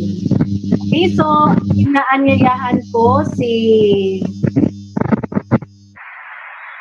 Toyor na basahin ang panuto sa suriin. Go, Sharon! Bilang isang mag-aaral, na ito na muna upang bakit kailangang pag-aralan ang economics. Upang masagot mo ang katanungang iyan, ay panoorin ang short video clip ng mabuti upang maunawaan kahulugan ng economics at mahalagang konsepto na nararapat mo unawain. Okay, maraming salamat, Sharon. So, bago kayo manood ng isang short video clip, ay babasahin yung una ang mga katanungan na makikita sa ibaba. Okay? So, pakibasa JM. Pagkatapos mong mapanood ang short video clip, isagutan ng mga sumusunod na katanungan sa pamamagitan ng sanaysay upang malaman mo ang lawak ng iyong kaalaman at pagkakaintindi sa mga konsepto. Ang iyong sagot ay pagbabatayan ng rubric para sa pagmamarka. Okay, so maraming salamat, JM. So, after you will watch a short video clip, So again, you will answer 2 questions that is related to the concept of economics. Okay, so meron tayong dalaman. Okay, so ang pinakamataas na puntos ay 5 points. At ang pinakamahalaga is aplikasyon. Aplikasyon sa pang-araw-araw na buhay. Okay, so sa baba naman, makikita ang dalawang katanungan. So pakibasa ng unang katanungan, Leia. Isulat ang iyong sariling kahulugan ng economics. Okay, number 2, Cassandra. Okay. Number 2, sumulat ng isang sitwasyon na nagpapakita ng iyong paglapat ng kahulugan at konsepto ng economics sa pang-araw-araw na pamumuhay. Naintindihan ba ang mga katanungan? Naintindihan ba? Kung naintindihan, thumbs up. Okay, so maraming salamat. So this time, you are going to watch now a short video clip. Again, makinig ng mabuti sa presentasyon. Lahat ng tao ay may kagustuhan at pangangailangan. Kinakailangan natin ng damit, pagkain, tirahan, at iba pang bagay upang mabuhay. Marami din tayong mga gustong mga bagay na hindi na natin kinakailangan. Halimbawa, kotse, cellphone, laruan, at iba pang mga bagay na pwede nating sabihing mga luho. Gayunpaman, lahat ng bagay na ating kailangan at gusto ay limitado lamang ang bilang.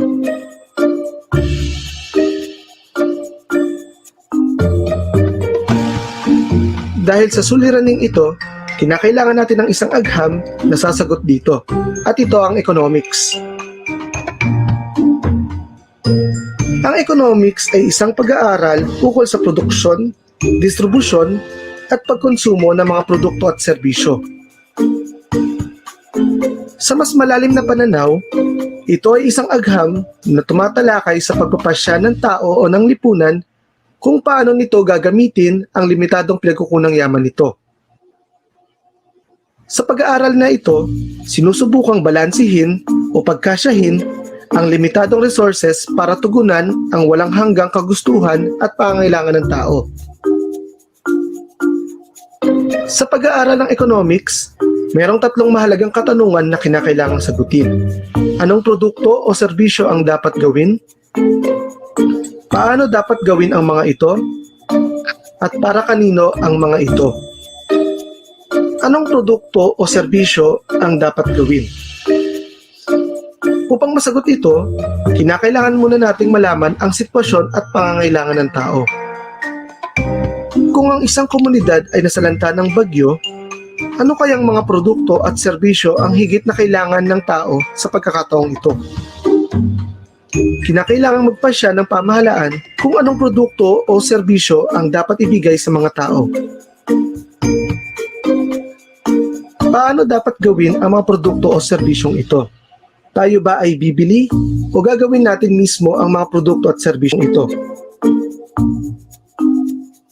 Muli tayong magbigay ng halimbawa. Kung may crisis sa pagkain dala ng bagyo, mas mainam na bumili ng pagkain ang pamahalaan bilang isang pansamantalang solusyon kaysa hintayin tumubo pa ang mga halaman.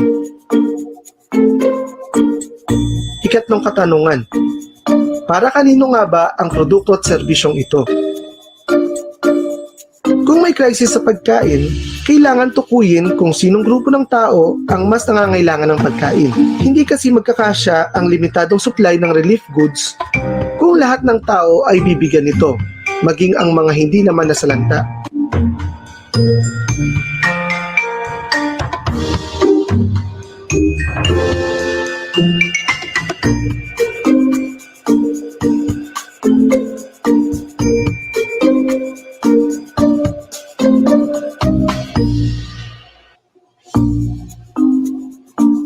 Batay sa ating tinalakay, masabi na tunay ngang napakahalaga ng economics sa ating buhay.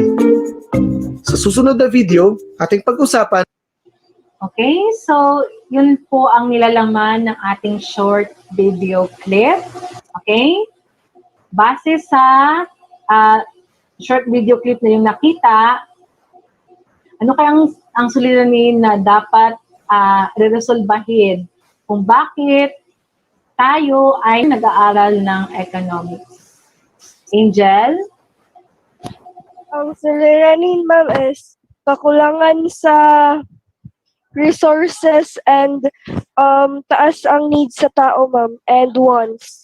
Okay? So kasi nga dahil mataas ang pangangailangan at kagustuhan ng tao at meron lamang tayong limitadong pinakukunang yaman, kaya kailangan nating magpasya o magdesisyon kung ano ang dapat nating uunahin. At dahil dito, yan po ang isa sa kahalagahan ni economics, kung paano natin pagdidesisyonan, ano kaya ang ating uunahin, ang pangangailangan ba o ang ating kagustuhan. Kasi nga, tayo lamang ay meron tayong limitadong resources kagaya ng pera, meron tayong, hindi tayo lahat ay mayayaman. Okay? So, limitado lamang yung kita ng ating mga magulang. Okay? Limitado din ang oras. Okay? So, dahil sa mga factor na yan, kaya tayo po ay sinatawag natin dapat nating mahalagang pag-aralan sa economics. Okay? So let's go now to the question. Joyce, maaari mong sagot, basahin muna ang number 1 and number 2 questions. Una, isulat ang iyong sariling kahulugan ng economics. Pangalawa, sumulat ng isang sitwasyon nagpapakita ng iyong paglapat ng kahulugan at konsepto ng economics sa pang-araw-araw na pamumuhay. Siguraduhin ang definisyon na ibinigay ay hindi kinopya, kundi sarili niyong talagang sagot base sa inyong natutunan o base sa inyong natutunan sa video clip. Ang economics. Okay, so maaari mo bang basahin ang iyong sagot, Joyce? Para sa'yo, ano ang kahulugan ng economics? Ang economics ay pag-aaral sa produkto at serbisyo upang matugunan ang pangangailangan ng tao. Okay, magaling.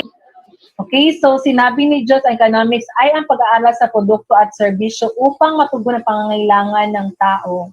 So, ibig sabihin, isa sa nakapaloob sa pag-aaral ng economics ay ang produkto at serbisyo na ginagamit ng mga tao. Okay? So, let's go now to the question number 2. Pakibasa, Leia. Sumulat ng isang sitwasyong nagpapakita ng iyong paglapat ng kahulugan at konsepto ng economics sa pang-araw-araw na pamumuhay. Okay, so halimbawa ng isang sitwasyon ay ang paggastos mo ng baon ng isang mag-aaral araw-araw. So nararapat na mapaliwanag ng mag-aaral kung paano ba magagamit ang konsepto at kahulugan ng economics para sa sitwasyong ito. So kanina sa ating pag-isipan mo ay isa ito sa mga sitwasyon na nagpapakita ng isang estudyante ay mayroon lamang siyang limitadong resources kagaya ng pera. Okay, so for question number 2, magbigay kayo ng isang sitwasyon o sumulat ng isang sitwasyon na nagpapakita ng iyong paglapat ng kahulugan at konsepto ng economics sa pang-araw-araw na pamumuhay. Okay, so maraming salamat sa iyong kasagutan, Joyce. Pwede mo bang basahin ang iyong sagot sa question number 2? Si Ana ay mayroong baon na 50 pesos sa isang araw. Tinitipid niya ang 20 pesos para sa kanyang pag-iipon. Okay, so kayo ba ay gumagawa din ng ganyang uri ng pagpapasya na kung saan kung meron kayong mga pera o baon, meron kayong tinitipid o ito ay ginagasto nyo sa mga bagay-bagay or sa mga inyong pangangailangan? Manding.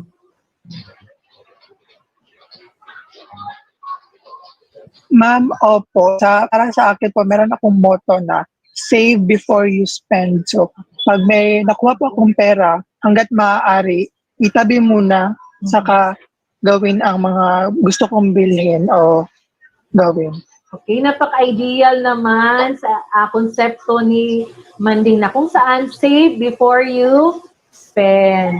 Sana all. Okay? So maraming salamat sa pagsagot ng ating gawain at just click submit. At iti-check ko po yan sa makalawa araw. Submit. At tayo ay dadako ngayon sa ating gawain na kung saan ito ay ginagamitan po ng isang graphic organizer. Okay, so ano yung nakikita nyo sa screen? Ano kaya sa tingin mo, Kurt, ang iniisip ng lalaking yan? Sa tingin ko, ang iniisip ng lalaki ay nalilito siya kung ano ang kanyang pipiliin, kung ito ba ay laptop or cellphone pag nabigyan siya ng pagkakataon na bigyan ng kahit sino. Okay, so tama, okay. Yes, ma'am. So, basahin ng mabuti ang panuto, Sharon. Graphic organizer. Gamit ang graphic organizer, ipakita ang gagawing desisyon hinggil sa sitwasyong ibibigay. Sa paggawa ng desisyon, dapat isaalang-alang na sa kasalukuyan ang bansa ay nahaharap sa pandemyang COVID-19. Kung ikaw ay bibigyan ng dalawang pagpipili ang gadget na iyong gagamitin sa iyong online class, ano ito at bakit? Okay. So, kayo ay sasagot sa gawain ito at ito ay isusumitin ninyo sa aking ad na makikita sa pinakaunang parte ng ating learning management system. Maliwanag ba? Ma'am. Okay, so maraming salamat sa pakikinig at bago tayo magtatapos sa ating araling ito, meron ba kayong mga katanungan na nais nyong itanong bago tayo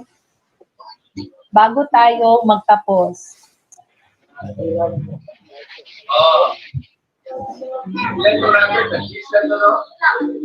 Meron ba mga katanungan? Wala po, ma'am. Wala, okay? So, maraming salamat sa pakikinig sa ating aralin sa araw na ito. Okay, so kung wala ng katanungan, mga mag-aaral, so sa puntong ito, ako na po ay magpapaalam at tayo po ay makikita sa susunod na araw. Okay, so I will count 1 up to 5, then tayo po ay magtatapos.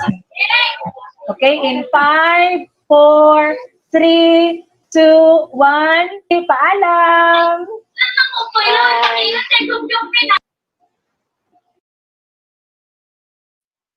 Alright, maraming salamat po kay Ma'am Ana Marie Ortega ng Leon Garcia National High School para po sa kanyang pakitang turo or simulation and demonstration para po sa asignaturang Araling Panlipunan. Ayan po, makakasama po muli natin si Ma'am Shirley Elizabeth Jacobe, ang punong guro ng Leon Garcia National High School para naman po sa kanyang obserbasyon at kanyang mga komento. Maraming salamat, Sir C. Ma'am Ana Marie Ortega, nagpakitang turo through simulation sa Araling Panlipunan, pang grade 9, ito no, baitang 9, Economics sa pang-araw-araw na pamumuhay, no? Yan ang kanyang competency. So magaling ma'am dahil sa umpisa pa lamang ikaw ay nagbigay ng pamantayan o rules kung paano maging organized or organisado at mapanatili ang maayos na daloy ng iyong klase. So pinabasa mo ito sa iyong mag-aaral. So naging malinaw sa lahat ang mga dapat mangyari, no, sa klaseng magaganap. So natunghayan ang interaksyon ng guro at mag-aaral dito, no. Mahalaga na ang guro ay maging relax sa klase, no? Lalo na kung online, at ipaalaala sa mag-aaral na mahalaga at lubos na nakakatulong sa sa kanilang pag-aaral ang paggamit ng LMS. Tayo mismo dapat ang yayakap nito para naman makita rin ng ating mga estudyante na napakalaki ng tulong ng ating LMS. Ika nga sa new normal way of teaching or the new normal teaching and learning process. Ito na ngayon ang ating yayakapin. Isang mungkahi lamang, ang wikang Filipino ay wika na ginagamit natin sa pagturo ng ating asignaturang Araling Panlipunan. So, hinihikayat ko po lahat ng mga guro na nagtuturo ng asignaturang ito na kung maaari po ay isustain natin o panatilihin ang paggamit ng wika. Bagamat pwede namang gumamit ng wikang Banyaga o wikang Ingles, kung nagbabanggit tayo ng mga technical na terminolohiya o kaya pwede natin gawin sa pang-emphasize or for emphasis. So, kakikitaan natin si ma'am ng interaction ng guro at mag-aaral, ang pagyakap ng konseptong lokalisasyon sa mga sitwasyong na pagdadaanan ng ating mag-aaral ay nakita rin natin kanina. Isang taos-puso ang pagbati ko sa iyo, Ginang Ortega, binibining Teacher Ann, sa iyong pakitang guro at pagtanggap ng hamon, sa paraan ng simulation. Bago magtapos, alalahanin na ang pagtuturo ng Araling Panlipunan ay buhay. Umiikot ito parang gulong. Minsan makulay, parang bahaghari. Minsan marangya, dahil busog ang lahat sa kaalaman at karunungan. Sa lahat po ng nagtuturo ng Araling Panlipunan, iba ang maging handa. Ngunit mas kakaiba ang may alam. Maraming salamat po. Maraming salamat po, Ma'am Shirley Elizabeth Jacobe, ang punong guro ng Leon Garcia National High School, para po sa inyong reaksyon at inyong komento para sa ginawang pakitang turo ni Ma'am Ana Marie Ortega ng Leon Garcia National High School. Maraming salamat po, Ma'am. Ngayon naman po, at this juncture, we are now actually reminding each and everyone that our attendance link is already closed. So we are hoping that all of you have signed up in our attendance link. And thank you once again to all our teacher participants who have stayed with us for the past 3 days. And this is already day 3 of our week-long Cluster 1 and 3 training of teachers on learning management systems. We are hoping po that you have appreciated or you have developed a deeper appreciation of the learning management system when you apply it in your classes come 24th of August 2020. We are receiving a lot of congratulatory messages through our comments, and thank you for your moral support to our fellow teachers. It is not easy for them to have mounted their simulation sessions or activities, and that's why we are thankful to them as well. So we are thankful to all our simulators, especially this morning and afternoon session. We would like to thank our simulators for the junior high school learning areas. For our math learning area, thank you very much, Mr. Ronald Bolaño of Davao City National High School. For science learning area, Ma'am Gritcha Librado of Francisco Bangoy National High School. And thank you as well po sa ating Filipino Learning Area Simulator, Ma'am Kimberly Sheen Carcillar of Davao City National High School. And of course, kay Ma'am Ana Marie Ortega po ng Leon Garcia National High School for the Araling Panlipunan Learning Area. Now at this juncture, I believe we have questions coming from our teacher participants regarding the use of learning management system in their delivery of learning content or their lessons. I am calling on screen, or I'm requesting our operator, our director to facilitate, and we have with us on screen our Public Schools District Supervisor, Dr. Wilfredo E. Cagape, and our training manager, the school head of Bernardo DiCaprio National High School, Ma'am Maribeth C. Alcordo, to answer your queries that you have posted on our platform. Ayan, maraming salamat po. Again, I think we're ready to answer our questions. Our first question comes from a teacher participant of Kabantali National High School. The question is, as observed, learning management system is used simultaneously will manifest problems. Others, particularly those who have slow internet connection, cannot access the system. How would online teaching be made possible in this case? Do we have other ways to still continue online teaching for students who chose online synchronous teaching modality? So I guess our PSPS for clusters 1 and 2 can answer this question. Sir? Okay, good afternoon, teacher from Kamantian National High School. A very nice question as regards to the LMS. It's natural that we come across technical glitches. So we cannot avoid, even us here, we are also experiencing technical glitches. So for online teaching, remember my dear teachers, that if ever there are problems in terms of slow internet connections, first, make sure to blend your modality. Yes, I believe that online teaching, whether it is synchronous or asynchronous, is still online. So if you are teaching directly to your students, like what I'm doing right now, talking with you right now, giving instruction to you right now, this is synchronous teaching, but it's still online teaching. But if there are problems, technical problems that we experience in the future, this coming August 24, 2020, you have to make sure that your materials that you are holding and talking must be properly uploaded to the LMS. I would rather say that whatever text that you are talking must be uploaded, because there are times that you'll be encountering a slow internet connection.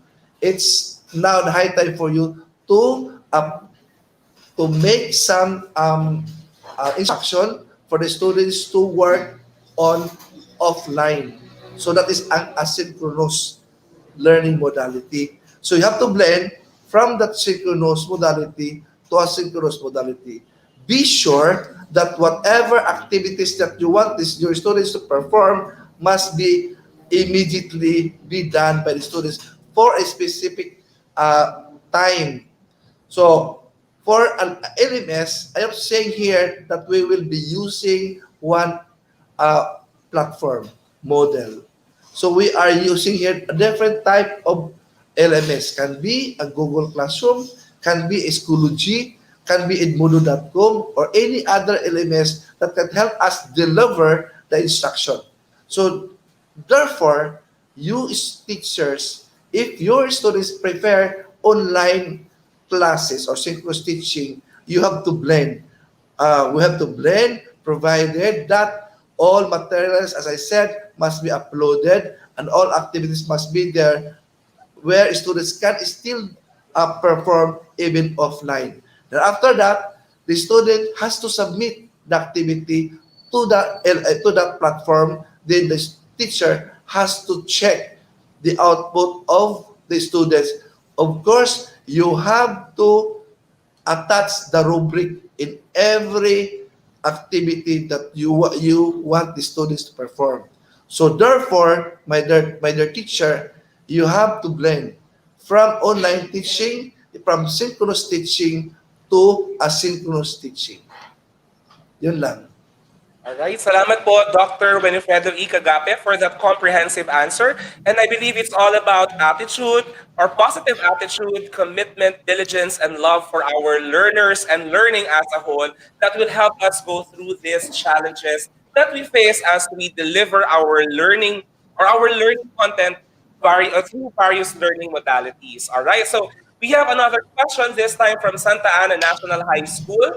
And the question is, how can we measure or assess our students' performance if we will allow one student to share his or her screen for everybody to see, and how he or she answers the question? Wouldn't it be the main purpose of assessment? Do we really have to ask a student to share his or her LMS while answering an activity? Or we can ask students to answer them in their most convenient time?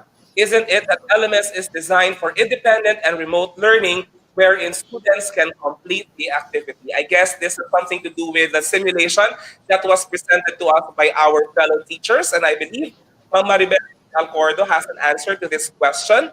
Maribeth? Okay, good afternoon. A teacher from Santa Ana. Thank you so much for that very long question, but I guess may I just recall, it started with sharing of screen for our learners. Now, I guess this is something to do with the simulation presented by Sir Bolaño earlier. So there was an instruction there from Sir Ronald to, okay, Nash, will you please share your something like that. Now, may I just emphasize that, I mean, let us make things clear because Mr. Bolaño was presenting something. So, the instruction of sharing the screen of a particular learner is just for that particular purpose. Instructional lang siya. It's not that it is found really on the learning package that the teacher will say or will tell the students, okay, Nash, you show your screen. So this will not be happening in the real virtual classroom. Now, as to the sharing, may I remind that you teachers have the overall control of the classroom. And another thing, if I am right, it's defeating the purpose of assessment. Tama, no? Defeating the... Now, let us be reminded of the purposes of assessment. So we need assessment for us, teachers, including myself, to be able to, shall we say, track the progress of our learners. So we need some data, information, and we have to consider that, okay, we shall ask ourselves, is there any progress that is going on the part of our learners? Now, if not, that is another purpose of your assessment, that you need to have self-inventory, shall we say, you need to diagnose yourself. Asa man ko dapit na mali, na wala man ko naka-effect o progress sa ako ang learner. So, we are not defeating the purpose of assessment. So, I hope I was able to make some clarifications. Thank you, Clyde. Alright, thank you, Mama Yvette Alcordo. But before our TSCS and our training manager for this day leaves, let me ask first for any final message to our participants for the day to be our cluster training on learning management system. I believe we are already wrapping up this day. May we start with Mama Yvette Alcordo. May we start with Maribeth V. Alcordo for a finale or final message before we end wrap up our session for today. Okay, so my final message. Now, today, you were exposed with different kinds of, according to subjects, this simulation. So, more or less, different ang nakita ninyo, but somehow, those things had contributed more or less your idea, the knowledge, particularly kung sa man ang mahitabo sa ato come this August 24. Now, there were some actually nabasa earlier, comments shared to us that why we have to focus on webinar na LMS, and dapat daw modular ang ato ang i-implement for sure, the learning modality. Now, basically, if I were to interpret all these things, our main learning resource is the module. But we have to consider that there are two types. You have the prints, katong printed, the physical copy, and we also have this is it. Ito yung digital. So we are not going to deprive our students na kaya man nila ng internet. What's the point of training them? Introducing computer literacy during your younger years. So this is it. So let us not have negative comments for, shall we say, although you are entitled, but then for now, we should be all in one roof under the Department of Education. So we will be joining hand in hand para together we will just succeed. Together, kaya ra jud nato ni tanan. So again and again, teachers, kaya ra jud nato ni, and then we are just here. Although honestly speaking, if somebody would say, "Ma'am, naglibog gud me," the parents even would say, "Ma'am, what will happen to kung naglibog mo?"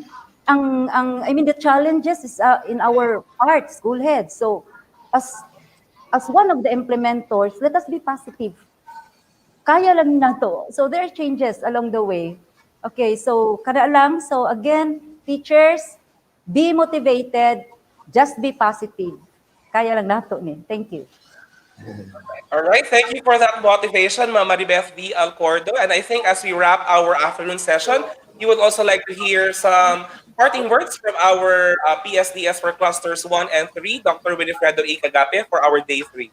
Okay. To all of you there watching, teachers and principals, we are still on the navigating towards school year 2020-2021.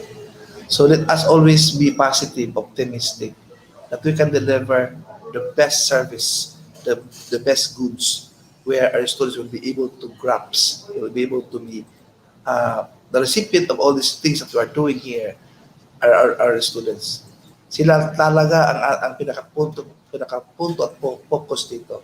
So lahat tayo mga school heads, teachers, try to make a difference. Try to explore something.